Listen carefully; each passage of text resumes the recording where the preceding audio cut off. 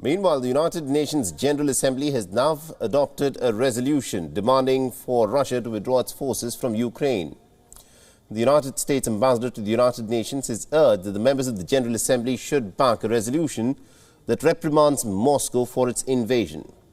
The United States has called on Russia to stop the war and also for Belarus to stop supporting Russia's offensive and to allow it the misuse of Belarusian territory.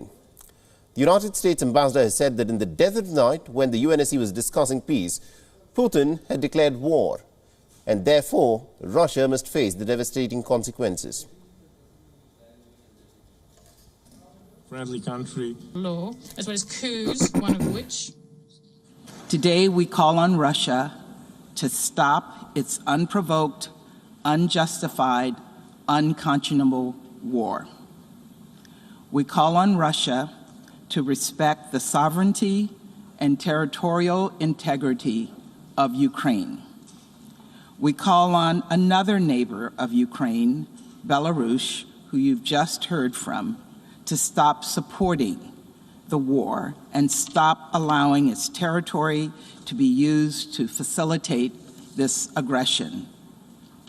And today, we stand together in holding Russia accountable for its violations of international law and to address the horrific human rights and humanitarian crisis unfolding before our eyes.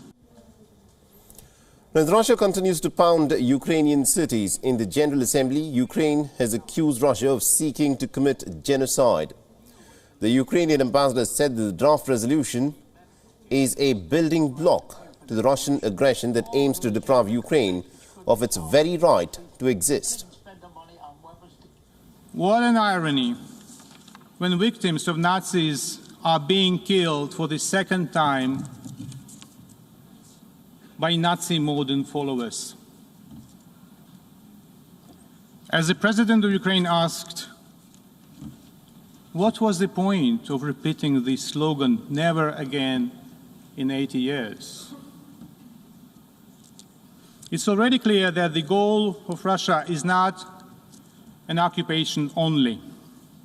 It is genocide.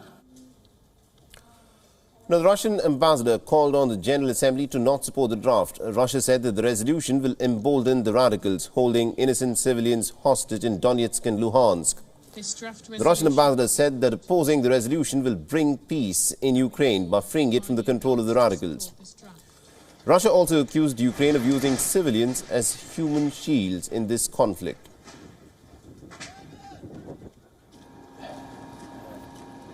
Meanwhile, the Belarusian ambassador also addressed the General Assembly and said that the country will vote against the draft resolution. Belarus, remember, rejected the use of its forces in the Russian invasion and also slammed the United States and the European Union for double standards. The Belarusian ambassador has instead accused Ukraine of not sticking to the Minsk agreement. And our correspondent Susan Tehrani, who was at the United Nations, has been tracking the story very closely for us from New York and has sent us this report. Listen in.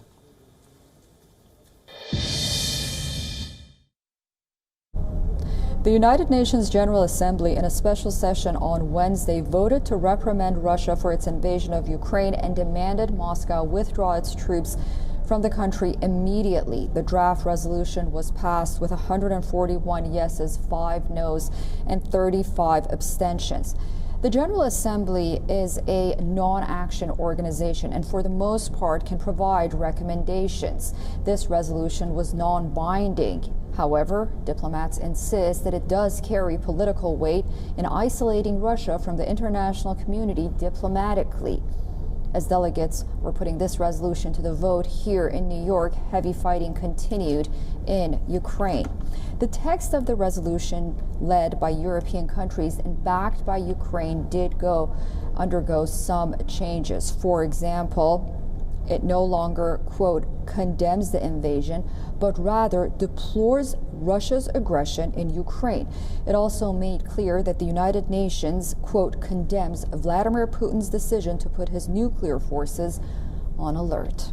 Susan Tehrani reporting from New York for WION World is One. WION is now available in your country. Download the app now and get all the news on the move.